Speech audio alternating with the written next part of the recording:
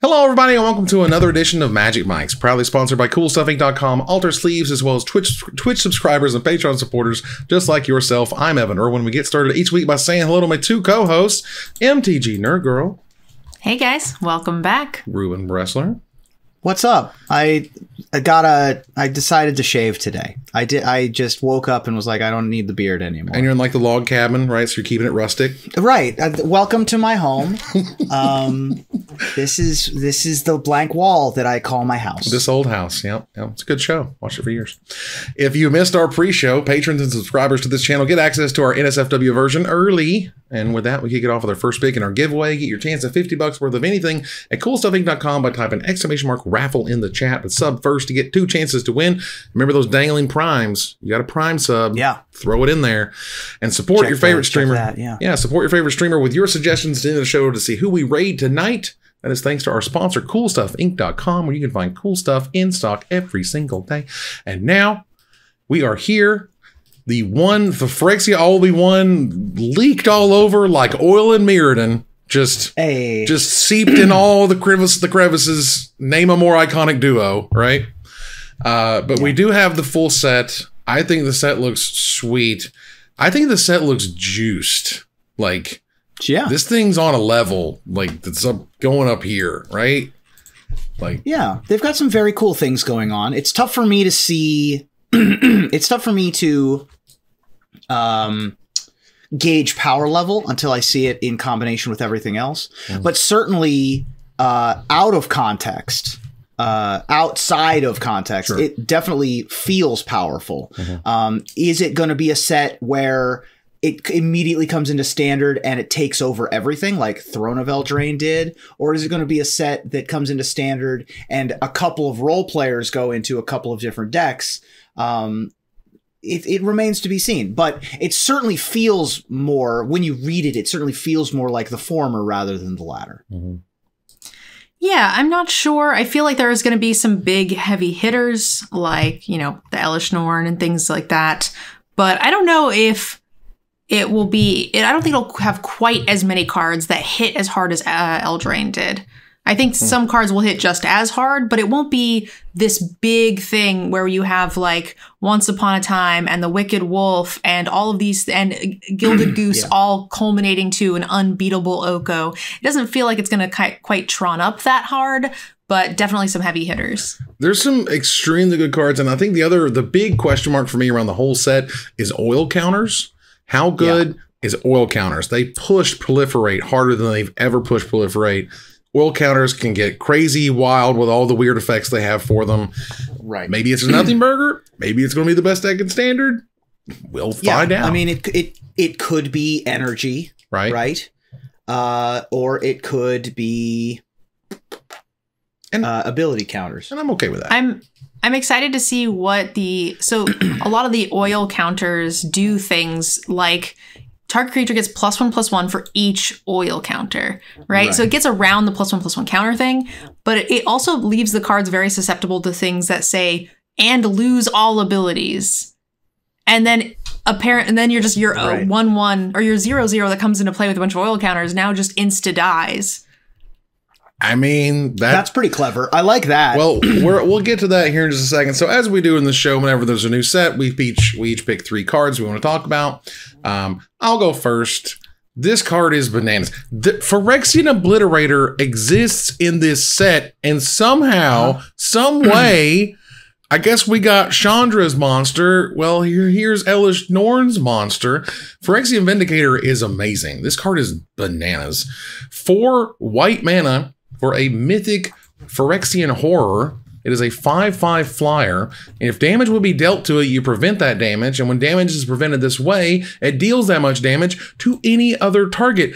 Bruh, I hope you got a plummet, because there ain't no way a green deck is ever killing this card ever. Like, huh? And against Obliterator, it even prevents all the damage. Like, Can we also direct our own burn spells that can't go face at it? Like, if this is a little bit more of like a limited perspective, but like, how cool is it that you have your like, you know, your 2 or 3 mana lightning bolt that hits target play or creature or planeswalker, and now it just can go face, which is cute. Like, it's not going to be super relevant, but I like that there's a lot you can do here.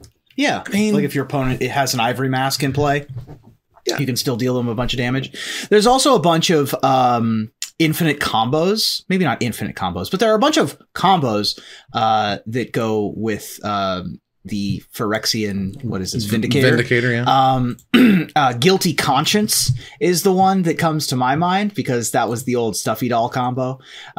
So any creature that wants to be dealt damage, you just put Guilty Conscience on it, and then Bob is your brother's what? Robert's your father's brother. Saying. That's right. Robert's your father's brother. But also Pariah works really well with that card. And oh, by the way, you can just give it lifelink and, you know, do the old Boros Reckoner trick with something like a Shadow Spear. You know, any of the old like Azorius Charm, Boros Charm style combos. You don't even need the Boros Charm half. You just give this lifelink, it deals damage to itself over and over and over again.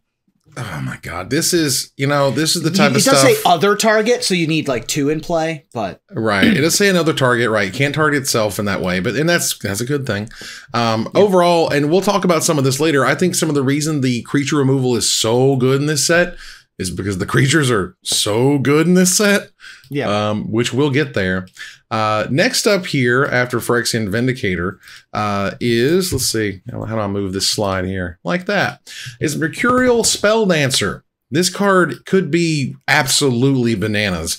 It's a blue and a generic mana for a 2/1 rare Phyrexian rogue that cannot be blocked. And whenever you cast a non-creature spell, you put an oil counter on it.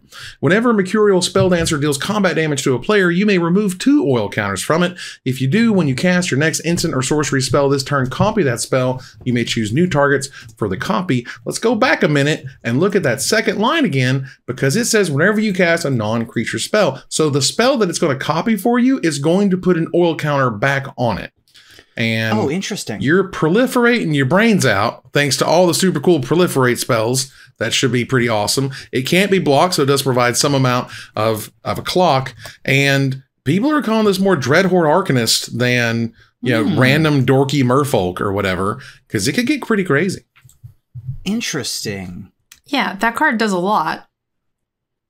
Like, you know, it's weird, and like it's when some cards don't say stuff like and then exile it from the game or whatever. You know, when cards kind of fuel themselves, those are always very special, somewhat scary cards in that regard. Yeah, I mean the ceiling is super high on this card. It is competing with Ledger Shredder, right?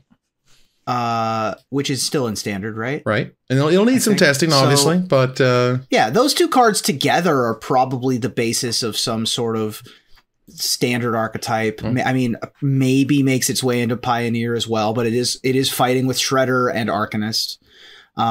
It does go bigger, right? Like the top end on Spelldancer is higher, but yeah, we'll see. You have to see how to make it work.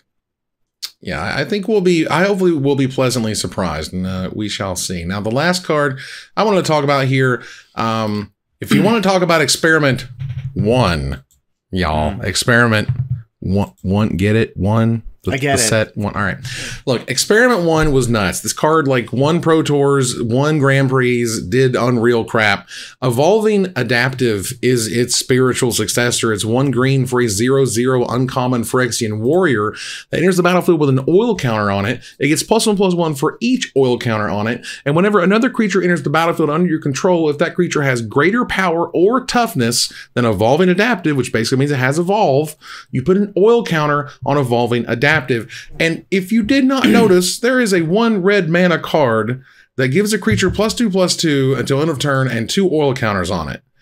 So that's cool. Turn 2 5/5 smash, which leaves behind a 3/3. Sounds awesome, and I'm excited about it. And this card is dope. If you look at the art, he's like ripping apart something else that's made of oil, and it looks pretty cool. Oh yeah, like.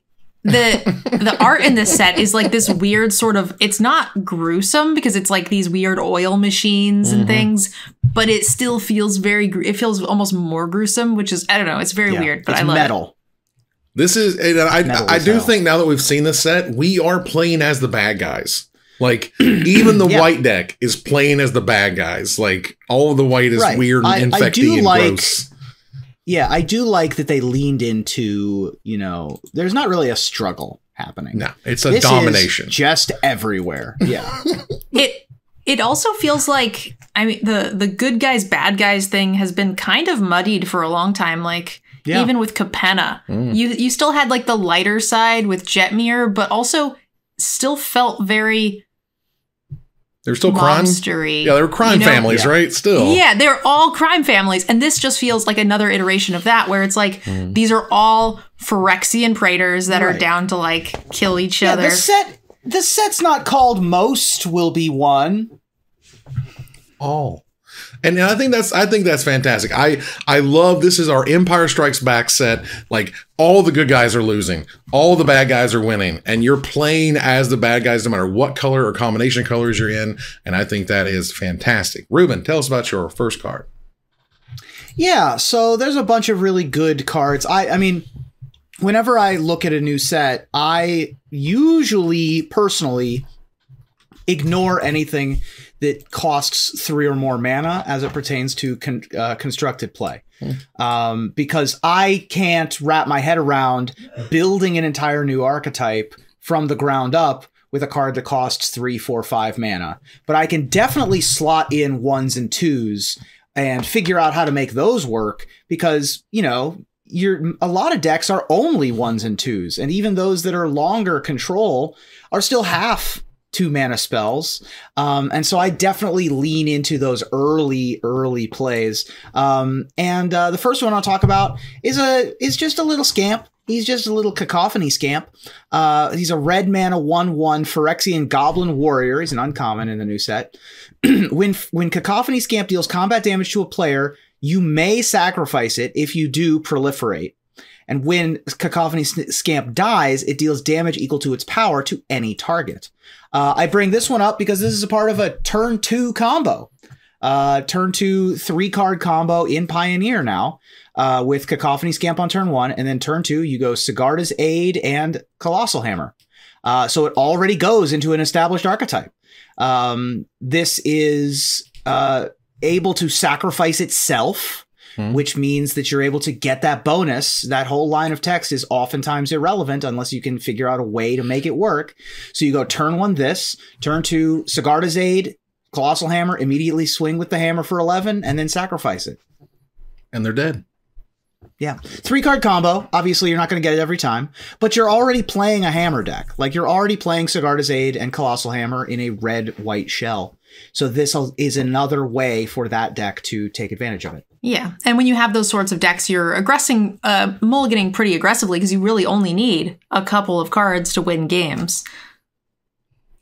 Yeah, I mean, I'm actually surprised you didn't talk about Exuberant Fuseling, which I thought was the one drop that you'd be more excited about, because that's an 0/1 with 1 mana, 1 red mana Phyrexian Goblin Warrior, 0/1 with Trample. It gets +1/+0 for each oil counter on it. When it enters the battlefield or whenever another creature or artifact you control is put into a graveyard, you put an oil counter on it, and that doesn't say non-token. All of your blood, all of your blood tokens, all your treasures make it bigger. Like, it just gets really big and scary and ridiculous really fast. There's an entire black-red sack artifact or a black-red sack deck. We've already got Oni, Cult, Anvil, and all those friends. Slots right in. For sure. Yeah. I mean, there are lots of good little red friends in this set. I mean, basically every 1 mana red spell in this set is good.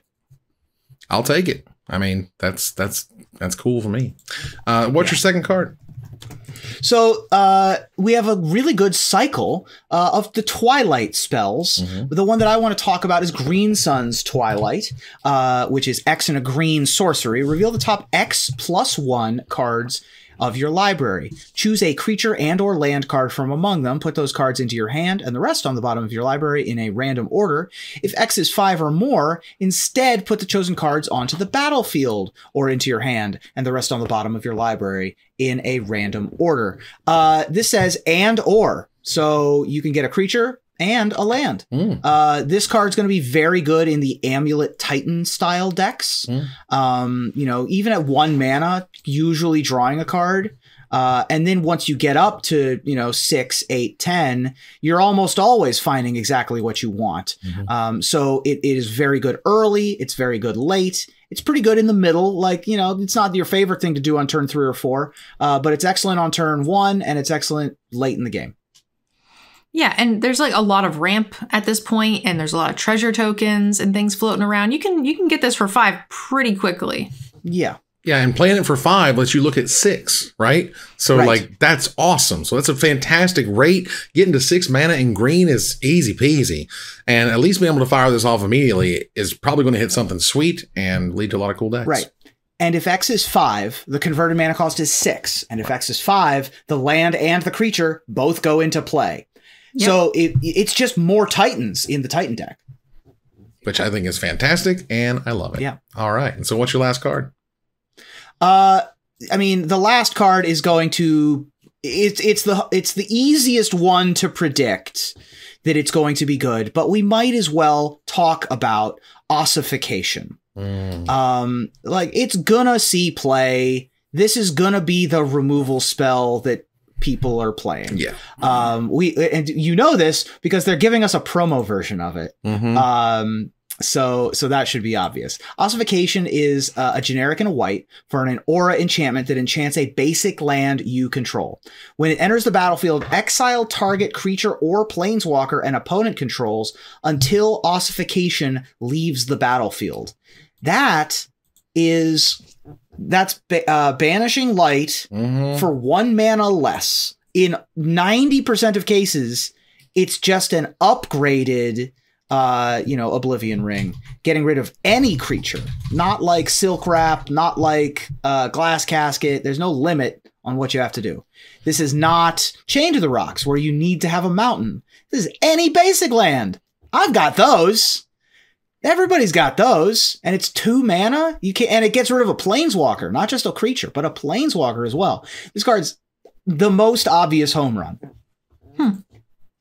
Yeah, if you want to look at, like, they printed Journey to Nowhere in Zendikar, and that's a 2 mana enchantment that exiles a creature until it leaves the battlefield. Awesome. Then they stayed away from that forever. That rate was too good. You could not answer any creature on the battlefield for just 2 mana. Not okay. Until this freaking card, which to me says, why is Phyrexian Vindicator absolutely ridiculous? Because we have the greatest arrest of all time. Like, Journey to Nowhere, like, plus, and I need a basic land. You got me. Like, okay, that's awesome. Yeah. Like, they stayed away from that rate for so long. Was it Fade Away? What was the one from Dominaria that exiled a tapped creature? It was a white and a generic mana. Seal Away. Seal Away. Thank you. You know, that was close. That was about as close as they came until this card. This card is bananas. Yeah. All right. Yeah. Card's absurd. The fact that it costs as much as a pacifism, but does what an arrest does and better, is insane. Yeah. Pacifism, we hardly knew you now. Nerd Girl, what is your first card? All right. Well, my first card is... it's going to be insane and limited. And I can't imagine this doesn't make it into some sort of crazy poison toxic deck. So we're bringing back poison counters. And I think the Voidwing Hybrid is a blue and a black for a 2/1 Phyrexian bat with flying and toxic 1, which gives poison counters. And then it says whenever you proliferate, you may return Voidwing Hybrid from your graveyard to your hand. So it's a 2-powered flyer for 2 mana that puts your opponent on a 10-turn clock and comes back just by, like, accident. Like, it's not like if you do a thing, you can pay an additional 3 and then bring it back. It just comes back. Yeah. And I think that's going to be a very real threat that's going to eat up a lot of removal. Yeah, that card's like better than some rares that we've seen in the past 10 years. Like, that card is nuts. What I think we find these days with sort of modern Magic design is you'll have a creature, it's almost always creatures, but you'll have a creature that does, like, cool stuff and it's got a nice rate and does a sweet ability and blah, blah, blah. And then it's got, like, one extra thing on it that you're like, was that really, did you really need to provide all that value? But it's there anyway. Yeah. This is sneakily, like, I didn't read this card. Card's nuts, man. Right now. This card might be insane. Like, there is no better friend to the connive mechanic. And we have a million cards with connive, right? So you connive, you draw a card, you discard this, and the creature gets a +1/+1 counter. Any proliferate spell then pumps the connived creature and returns this to your hand. Oh my Jesus. That's perfect. Also, Yawgmoth proliferates because you discard a card, I think. So I think Yawgmoth's second ability is discard a card, proliferate, if I'm not mistaken. So you discard this, proliferate, and get it back. This card's crazy. Yawgmoth says 2 black, discard a card, proliferate. Yes. Yeah. Okay. So just the best proliferate. This is like when people were like, "Oh wait, we can just use Oval Chase Dragster to discard. We're never casting it, right? It's just the gasoline to our discard engine." This is one of those where it's just always returning to your hand. This is, this card's very, very good. And it's blue, which means that you can Pact of Negation, Force of Negation with it. This card's dumb. Like, whenever things come back for free, I'm not talking you had to pay a life, you'd have to pay a generic mana, you know what I mean? You'd have to tap and untap so-and-so, 1,000%, 100% free, the alarm bells have to go off. Like, that's just how it is in Magic. This is just a really good value card. Yeah. Also, it's a 2/1 flyer for 2 mana. Like, you're never upset to just have this. It's a fine clock. Pick. Yeah. And you proliferate the poison counters and get it back. It's a great value on its own, even if it's, like, not coming back. Right. It's just a 2/1 flyer for 2. It's still a threat. On top of all of this. Yeah. I mean, card's sweet. Card's sweet. All right. What's your next one? All right. My next one is a card that we've seen not too long ago. This version is similar, but much different. And I'm really excited to see some of the changes here. And this is one of the more interesting static abilities that I've seen. And that's going to be the Eternal Wanderer. For colorless white, you get a 5 loyalty planeswalker with a static ability that says no more than 1 creature can attack the Eternal Wanderer each combat. So that's built-in protection. A lot of times, you know, you want to protect itself, but like you just don't have enough blockers. So making a creature kind of helps mitigate that. This prevents them from attacking with a lot of things. So it's perfect. The +1 is exile a target artifact or creature. Return it to the battlefield under its owner's control at the beginning of that player's next end step. So you can remove blockers, you can flicker your own sweet ETB effects, you can do a lot here. The -0, 5 loyalty planeswalker with a -0 that creates a 2/2 white samurai with double strike. This is heckin' good. And the -4, which means you can ultimate it the turn it comes in because it's 5 loyalty. For each player, choose a creature that player controls. Each player sacrifices all creatures not chosen this way. So you can, because you get to choose, you just give them their little worm token and you get to keep your dragon and then you blow up the board and you still have a planeswalker. And because there's only 1 creature each, they can't kill her, right? Like that sort of helps with that static ability. This, for just a rare, this thing is doing all of the things and I'm super here for it. This is the dream trawler. Like, this is nuts. It's very, very, very good. Like, that was what I was going to point out, actually, is that it's a rare, where you have rare planeswalkers in this set for the first time in a little while, if I recall correctly. Since War, yeah. Or no, they did the Chandra thing, didn't they? The Chandra, they did rare, the Chandra thing, uncommon thing. But we have a bunch of them now.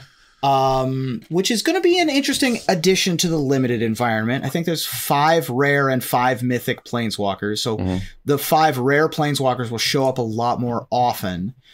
This is a 6-drop. It's very likely to be the best 6-drop rare in the set. I haven't looked through the whole thing. Oh, yeah. I would be surprised if there's something better. I mean, but this card is bananas. Yeah. This card is Dream Trawler ++. I don't think you're ever beating this card in limited. Like, no joke. This card's stupid. It's Cataclysm and leaves a Planeswalker / the best blocker for whatever card they leave behind with them versus whatever you leave behind. It makes double striking tokens. Like, right. And it +1s to get rid of for anything. 0. Yeah. For 0. To get rid of their best thing until the end of their next turn so they don't have it to block or do anything with or sacrifice or whatever. Card is bananas. This card makes me afraid to play some of the limited environments knowing this exists, because when it hits the table, I'm just going to go ahead and like, you got it. I can't. Right. The card's nuts. I am glad that they broke the cycle. Most of the planeswalkers in the set have Phyrexian mana, so you can play it a bit cheaper. I'm glad that they didn't do that for this one. I do think that this might be a touch too much, especially at rare. So I'm a little scared to lose to this thing on the regular. Well, it turns out that all of the rare planeswalkers have no Phyrexian mana, and all of the mythic have the Phyrexians. The are the mythics. Yeah. But yeah, this is the best 6-drop in the set. The card is bananas. That isn't mythic. Yeah. This is the best 6-drop from what I'm looking at. Between the Eternal Wanderer and the Phyrexian Vindicator and the sick Ossification, like mono white already exists. This is just mono white with the gas pedal down. Like, damn, that's crazy. All right, so what's your last card? Speaking of mono white. My last card's kind of a boring one, but I thought we should talk about it because, I mean, it's kind of the star of the show. And I got to see the card in action, actually, on the last Game Nights episode. So Elesh Norn, Mother of Machines. Legendary Phyrexian Praetor for 4 colorless and a white. It's a 4/7 with Vigilance, and it says, if a permanent entering the battlefield causes a triggered ability of a permanent you control, it triggers an additional time. Also, permanents entering the battlefield that battlefield don't cause abilities of your opponents to trigger. So it's simultaneously boosting up everything that you're doing while also just wrecking everything that your opponents are doing. And I was really focused on the first part of that clause, right? Where you're looking at it saying, okay, well, what can I put into my deck to sort of double all of my abilities and cool things? But I wasn't really thinking about that second clause because I wasn't thinking it would come up quite as often. But seeing it on game nights against, in a multiplayer game where, sad robots were not triggering and all sorts of stuff, it was just wreaking havoc and really a 5-drop that just kind of botched up what everybody was trying to do. It was impressive how good it was. I mean, it also shuts off opposing ossifications, right? Isn't that how that works? If once they play them, yes. I mean, obviously the ones that are already in play, whatever. But yeah, when it enters the battlefield, it won't trigger. Right, it won't trigger at all. Yeah, the card. That's freaking wild. Yeah, it's great. This card. I mean, this is also a nice example. If you really, really want to contrast it, go back to like Weatherlight or something, where they would make legendary creatures and they would just not be that good. Like, Elesh Norn is the face of the set. She's the face of Phyrexia for all intents and purposes. She's the most popular character, the one that people are the most excited to see about. If this card, making 9 versions of it, this card had to be good. I don't mean just like a little good. It needed to be freaking fantastic. And so they made it fantastic. They pumped the numbers way higher on rate than you'd ever see for 5 mana, let alone 1 white and 4 generic mana. And we got a hell of a Magic card. And they're only going to push, they only push these boundaries ever so often. But if you're going to push a boundary, it's freaking Elesh Norn, right? Yeah. So. And it's really nice that it has built-in protection to, like, Ravenous Chupacabra kind of effects, where you actually need a Doomblade, right? No Oblivion Ring. It does die to Doomblade, but you can't Oblivion Ring it. You can't Bone Shredder it. You can't, it has to be a spell, or it has to be an instant or a sorcery, not a permanent, which is wild. Yeah, I mean, I think this card would be good and more than playable if they added a white pip. Like 4 white, I still think this card is insane. Yeah, it would be completely nuts. And they said, you know what? Let's just slice them off. Right? People go crazy over it, right? And the damn thing is pre-ordering for like $55, and there's $1 million versions that now exist. And it's good to have expensive Magic cards from time to time, and it's good to make your awesome characters look awesome. So I will take it. All right, so that ends our first pick as we move out of it into Gather the Townsfolk. And there was something interesting that happened in Phyrexia, All Will Be One, that they just kind of mentioned, and they finally kind of got through when they talked about this viral spawning. This was the preview card for Cool Stuff. That also happens to have the only instance of Flashback in the entire set. And this is a way of thinking I am so happy has changed. Like, how often do we beg them to make things surveil when they surveilled? They have cards that key off keywords. If a card is like Glimpse the Cosmos was the big example. You know, Glimpse the Cosmos does not have flashback, but there's cards that care about flashback spells and cast flashback spells for cheaper or add mana or whatever. And so they're cutting off all of that because the idea, and I swear to God, I'm so glad this is changing for real. But the idea was just like, you know what? If you put too many keywords in there, the player's going to get all confused and crazy. And I'm like, you've put 800 words on Magic cards these days. We can handle you calling back to a mechanic. But Affinity is in there on 3 cards, and Flashback is in there in a card, and some other mechanics are coming back as Deciduous, which means they'll be in sets as they want them. And I think that's great. I love Affinity, and I love, I love Flashback. It's fantastic. I'm okay with it as long as they, as long as those keywords have the text associated with the abilities that they're doing. I don't want them to shortcut things that are 20 years old that they only print on 1 card every 5 years. Right. That is going to be a lot to teach people. Sure. And having to explain all of those different mechanics and get them, in their head is tough. And even if it's just like a one-off card, it's really hard to tell people this is a mechanic, but you don't need to worry about it too much. So like I'm a little on the fence. I do think that there is a middle road here where you don't want to sort of, just pound them with new keywords on every single card all over the place. I mean, long gone at this point are the days when like we never saw block mechanics ever again. Right. But there are cards. I mean, the one that comes to mind for me is Inventor's Fair that I wish had Metalcraft. There's lots of stuff like that where you're like, why doesn't Search for Azcanta have Surveil is another famous example. But yeah, I mean, for an ability like Flashback, that's super easy. That one is the easiest ability that isn't deciduous to become deciduous, I think. The change to Affinity is also a pretty easy, comprehensible fix. Yeah, people get it. Like they understand, oh, every one of these makes this cheaper. I get it, right? And it clicks. Right. And so, but Flashback is such an easy choice. Right. And they said there's more like it. These are not just the only 2 that are coming back in this way. And I agree with Pharmacist Judge. You have to be judicious. You can't just willy-nilly. And also, Wizards is also really good at making sure that the normal version of the card always have the reminder text to the mechanic itself, which is great. And something that not a lot of card games do, which drives me completely nuts, as you mentioned. But either way, I'm excited about it. I want to see some old mechanics come back. They first brought it out there with Streets of New Capenna when the lands had cycling, but nothing else in the set had cycling. The world didn't end, and we all thought it was pretty cool. Yeah. Cycling's another one that's super easy to comprehend. Right. I mean, the one for Affinity to me makes a lot of sense because we've seen a lot of cost reduction for various effects. This costs 1 less for each gate you control, for example, was a thing that existed. And it's a super short text box. It's a line. This costs 1 less for everything you have.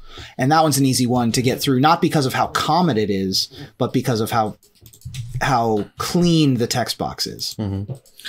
So moving on here, the 2023 APAC League, we have moved into the year of the rabbit, and it is complete with some super duper cool promos that feature rabbits from Magic. We have the rabbit battery. I have this on screen if you're able to watch the video.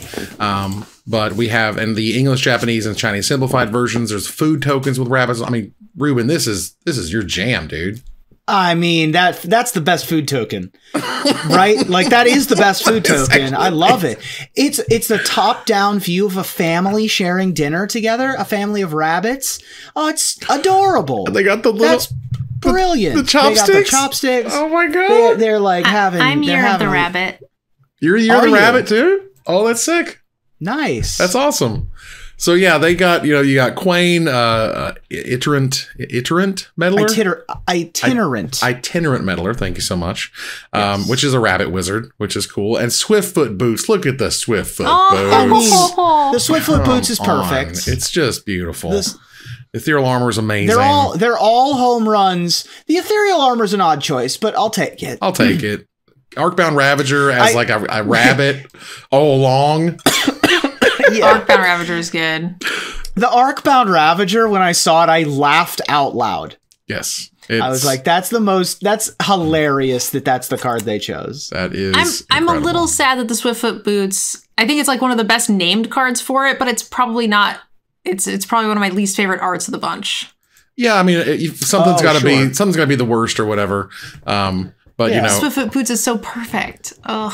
It is one of the. That one's absolutely stunning. But this food token will just so good. Yeah, the food token is the best token that I've seen. The best food token, and I own the red envelope food token. Ooh. The China exclusive one. Yeah, I think that the rabbit is better. Yeah, this is going to be your $50 food token because they're only being distributed around the APAC region, and they won't be making their way over to the US or Europe or anywhere else. So for those who get them, congratulations, you got a lottery ticket. I'm trying to think of what other cards I would have even wanted, and it's like they kind of just picked perfect cards. They did a good job. Yeah, I've no notes. Have they done this for the other years? Mm-hmm. So they've done something like doing it last year.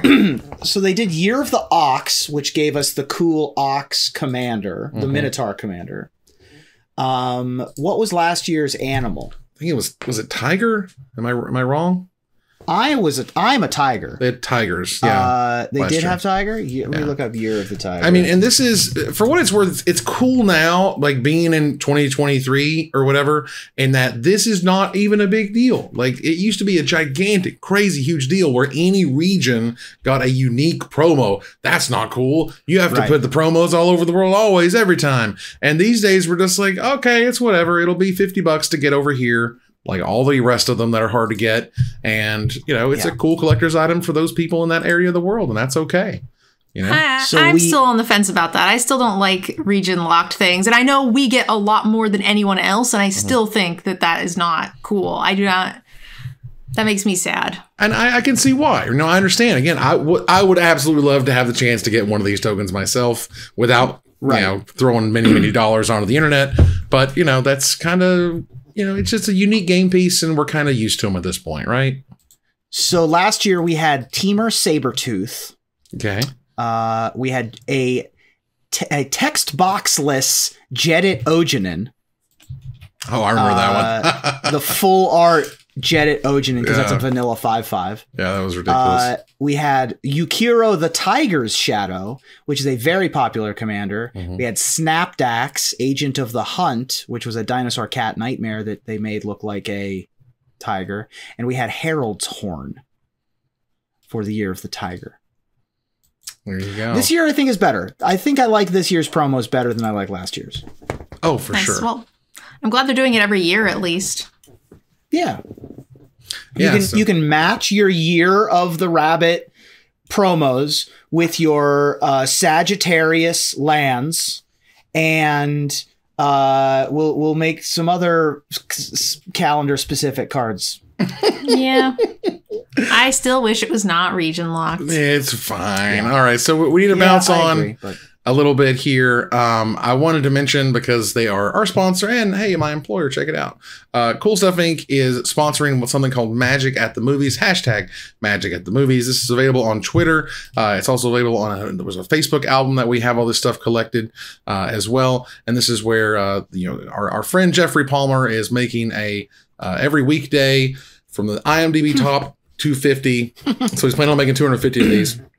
He's going to put a Magic character into a movie, much like he put Paddington into Magic cards. He's going to do it the other way around.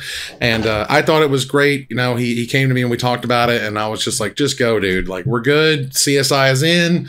I think this is sweet. I want to see where it goes. And, you know, it's a wonderful thing to bring to people every day. Paddington last year was one of the best things I, just got to look forward to every day. It was amazing. Yeah. And anytime anyone does one of these, like, do things everyday challenges, I'm so in awe of it. Like, I always fail those within the first month, but living cards is a gift, and the ones that we've seen so far are spectacular. Yeah, they've been really fun. And, so he's done stuff like The Dark Knight and The Godfather Part 2 and whatnot as he starts. And, whenever anything awkward or weird comes around, Schindler's List, for example, is a good example. He'll choose something from the fan community, and we'll find a good movie to use instead. So that was cool. And I wanted to mention it because he's great and his stuff is great. And Godfather, the Godfather one with Ob Nixilis at the head of the table is a nice, incredible one. I have to mention this, not because I'm going to mention this because I'm a giant Magic fanboy, all right? And I'm also a giant Magic fanboy of, like, sort of not hardcore, but just like very sort of intense and or deep writing about the strategic side of Magic. And we don't get a lot of that these days, right? Like, we really don't. Like, we get lots about casual and having fun with commanders and building around commanders and doing silly stuff and even some amount of constructed stuff, but it's all kind of very sort of dry. You know what I mean? It's not super in-depth per se. Flores has been writing about pre-modern and has been doing a fantastic job about it, but his last article that he wrote was just freaking fantastic. He's called Finding the Three Gears of Modern Burn. And it's one of those articles that I learned new things about Magic strategy and the way to play a deck in a certain way, thanks to that article. And then there was a follow-up by this guy who's called Lanny, NYMTG, who wrote his first article, and he called it Iron Man versus Hulk. And it was fan-freaking-tastic. And it's linked in the show notes. I'll throw a link here to his tweet so you guys can check it out. But it's been a long time since I've seen in-depth, sort of storytelling-esque way to explain to you strategic concepts. Yeah, weaving a story about a tournament. You know what I mean? All that stuff. Very Jeff Cunningham, if you will. And it's been a hot minute, and I couldn't not mention, like, this is some fantastic content. If you're looking for that stuff, this is some A+ stuff. Yeah, it's been a while since I felt like Magic articles were relevant, or that someone had reinvented the format or had done something new and interesting in the format. And this article is simultaneously a breath of fresh air and a reminder of what Magic articles were like back when, Flores and Chapin were doing their thing. Yeah. It's a really well-written article. I know nothing about the author, but the article was great. Yeah. Now the question is that you were saying it's been a long time since they felt relevant. I mean, good articles have always existed. My question is it going to be relevant? Is this going to spark some sort of desire from the community to have these sorts of things written and sponsored again? Yeah. I mean, Cool Stuff has been the stalwart for written articles of the major outlets. I have kept Flores on. Yes. Yeah. And I've always went to bat for Flores because I've always believed in what he's been doing. Yes. But does that mean that other outlets will do the same? I don't have the answer to that question. I hope it's true. I feel like the hunger for articles comes from the popularity of the formats that they're being written about rather than the art form itself. So Commander articles will still be popular because people want to read about the thing that they're making. Right. Whatever is I've been reading a lot of, like, Gloomhaven strategy articles from 5 years ago because I'm playing Gloomhaven now. So if Standard becomes popular again, or Pioneer experiences the growth that we all anticipate that it will, then those article series will experience a renaissance. I mean, it felt so old school, right? And it felt weird to recognize that this is now an old school thing that is many years sort of behind us. And the idea that you can get excited about sort of high level Magic strategy, chitter chat, articles, and coverage. And to do it with burn, which is commonly looked at as brainless. And those of us that play burn, all of us included, no, it's not. Oh, no. I mean, and I'm not going to tell you the 3 gears. I think it's great. Go to coolstuffinc.com. You can find it. Go to the show notes. You'll find it. It's a fantastic article that will make you think differently about how you play a burn deck if you haven't played one for a very long time. As we move on here to Desperate Ravings, you check out our altar sleeves. Support the show using the code MagicMikes, and I forgot to put the image there because I'm great. Using the code MagicMikes and check out for 5% off anything in that store, including a set of exclusive sleeves featuring the Magic Mikes crew at altersleeves.com/MagicMikes. I did get the URL. The URL is on there. Check them out. Hasbro threw out some data today at the very end of the day, or as they are wont to do, particularly with bad news. They threw out some preliminary financial data that also included they're going to chop 15% of the Hasbro workforce. Note that's not Wizards, that's the Hasbro workforce. But they did note that in Q4 2022, Wizards revenue was $339 million, up 22% year over year. That's really good. And these numbers can't keep going up forever. But okay. For the full year of 2022, Wizards revenue was $1.33 billion, up 3% year over year. Again, a fantastic achievement. If it literally stayed this way, it should continue to be a fantastic achievement, but they will continue to squeeze and squeeze and squeeze to make this look bad in a few years. Well, yeah, it's weird that it's like, that's a really good number. Let's follow it up with some layoffs. Yeah. And I think part of that was recognizing that Wizards makes the money and everything else in Hasbro doesn't. Right. I assume they're laying off people from the non-profitable portions of Hasbro. Right. That's the expectation. Like trimming the fat, as it were, of like, you know, slimming down and keeping the things that are making the money now. Mm-hmm. That is a self-fulfilling prophecy. But, you know, I think that you circle the wagons and you support the things that you're successful at. I think that that's reasonable. I mean, yeah, I mean, they've got some really great IPs. I'm curious as to see where those cuts will come from. Yeah.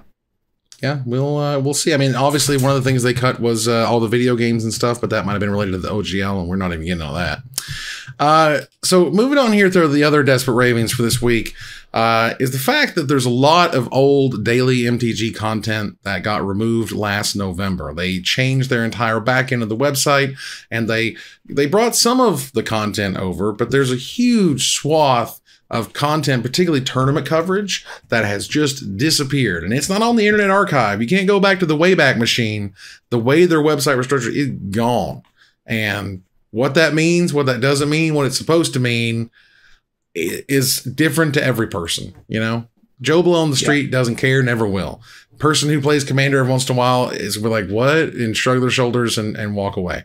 You know, but the people who are dyed in the wool, who saw it happen, who read that coverage and watched that coverage exist and know the people who were involved in making that coverage and writing that coverage, the effort, the blood, sweat, and freaking tears that were involved in getting all of that stuff. Yeah. And now the stuff's all gone. That's a blow. I think that there's two things here. One is, you're right. The old hats are going to be upset that the history is getting erased. Right. But here's the other thing. And I think that this is more important. When you learn Magic the Gathering for the first time and you Google Magic the Gathering, you find the DailyMTG homepage. Mm-hmm. And what do you find on that page now? Like, what's even there? They've taken away a lot of the stuff that, you know, would bring you into the game. The old tournament histories are one thing, absolutely. And I think a lot of people would be fascinated by that. But there's so much other content that you want to have on the homepage of Magic that is just not there. Yeah, they finally, just the other day, they put some deck lists up for the first time in 2 months on magic.gg. They didn't even put up historic decks. Like, they only put up standard and historic on Mondays. They put up the standard ranked deck lists on January 23rd. Again, the first time since November. The deck list page is still kind of a hot mess, and there's broken links and stuff all over the place, but I don't know what's going on. I'm glad those deck lists are back because they always entertain me a lot. But I don't know what's going on there. And it's a shocking decision for me to be like, we are Wizards of the Coast. The way that we announce things to the world is our website. It is also where the history of our game lives, and people love the history of our game. We have a unique following of librarians and historians within our game. We're just not gonna have it, though. Like, it seems like it's a weird thing to do, especially if you factor in the fact that Wizards of the Coast highly prioritizes its web presence with Arena.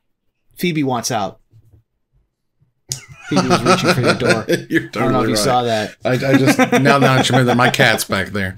Yeah, and we'll help her out here in just a minute. So That's funny. Yeah. So yeah, you have a situation where it's not going to affect the bottom line if you fix this, good or bad. If anything, it's going to cost you something as a company to make it happen. You know, a historian, I think, would do Magic a lot of good, but would also be one of the first things they would probably chop if they were trying to cut costs, which I don't like, but that's just reality. And we'll see where it goes. Now, Blake Rasmussen had mentioned something like, we're talking, you know, we're going to cover that at some point, but they were going over the Phyrexian stuff, so they'll get to it. I hope they restore as much as they can, you know. I don't know what happens, but maybe they can give an effort and restore some stuff. It's interesting because they've done a lot to try to steer away from their past. So, I mean, it might be accidental, but it also might just be like, this is the new thing, right? Like, Wizards has tried to reinvent itself, both competitive and casual, in multiple different ways over the last 3-4 years. So, I mean, this just could be another step away from that. It's just like, it confuses me so much in many ways, in that they're like, the Pro Tour's back, here comes the PT, we're doing it right, we're doing it paper, and then all the coverage is just gone. And Michael Sigrist is talking like, I can't find my like coverage when he won Worlds. Like, it's, where did it go? Like, that's right. That's heartbreaking, man. And that is weird. But I also think that that's less important than having a functional website. Yeah, no. And I get that. Again, some sort of roadmap would be nice, other than just like, nope, we deleted it, GG, it's over. Right. You know, like, okay, thanks. It's just a confusing situation. It's very sad. Now let's go ahead and turn the corner here to the finisher. It's hard out here for a card gamer.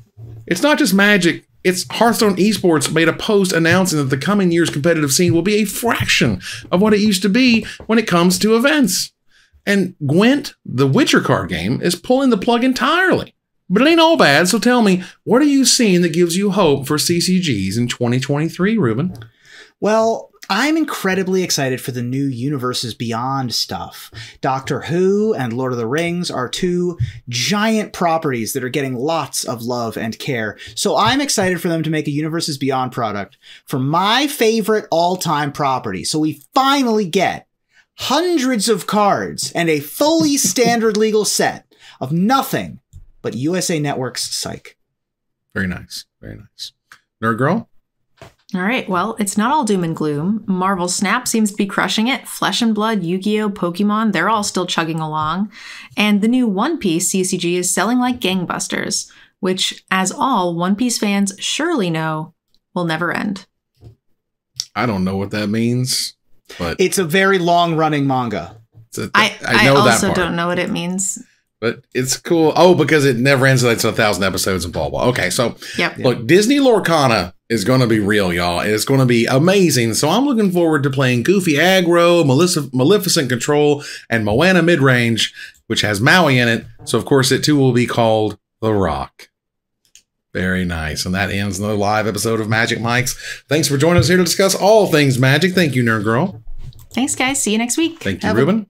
Have a good night, everybody. Woo! as we move to our final slide, I want to thank our sponsor, CoolStuffing.com, our co-sponsor, Alter Sleeves, my co-host, MTG Nerd Girl, and Reuben Brester, you guys for watching and listening, and hope you support us at patreon.com/magicmics. Please follow, like, tweet, favorite, share, subscribe to everything social that tells people we exist. Catch us online on our Discord, twitch.tv at Magic Mics, on Twitter at Magic Mics Cast, our Magic Mics subreddit, and like the Magic Mics page on Facebook. Or join us here next week, same time, same place, for another episode of Magic Mics. Good night, everybody.